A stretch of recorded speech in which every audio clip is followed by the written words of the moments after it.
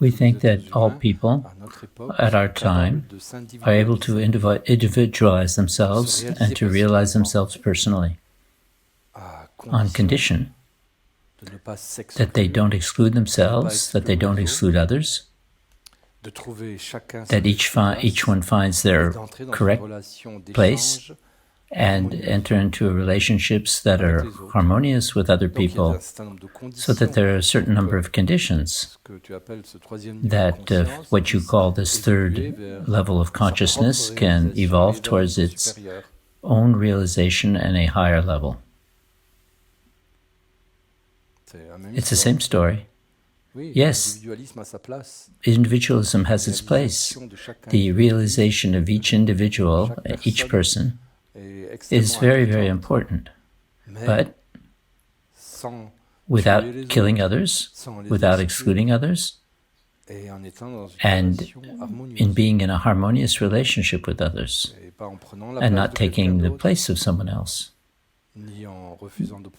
nor refusing to assume one's own place. And this means a world of responsible, mature relationships, and this leads to greater harmony. Otherwise, what we call nature in its entirety, before we used to say God or the Tao, no matter what we called it, it will try to establish a balance in a painful manner. It's in this way that systems function. When parts of the system are able to live in harmony, everything happens more or less in a pleasant manner, in a fluid manner.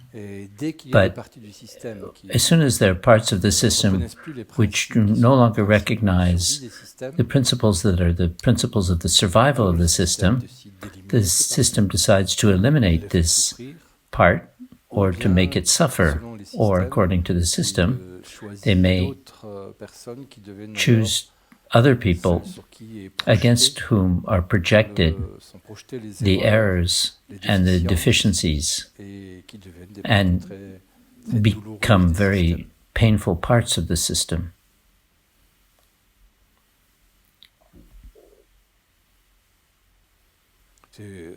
It's part of the principles that the so-called modern and postmodern thought cannot accept, because we are in a society where people no longer wish to be responsible, and they always seek to accuse the others.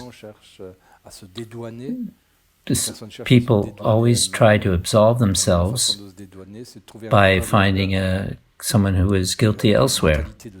And this type of kind of attack and against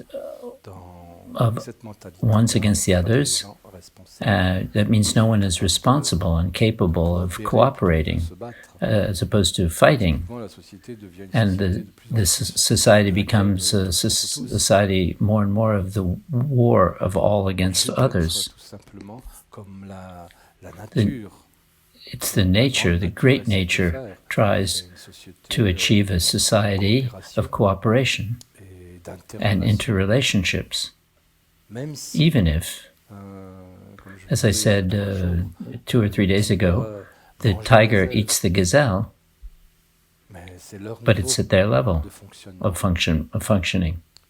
Human beings can function at a higher level, and they are no longer obligated to be ferocious beasts who, in order to survive, must kill others. They can create a world that is more civilized.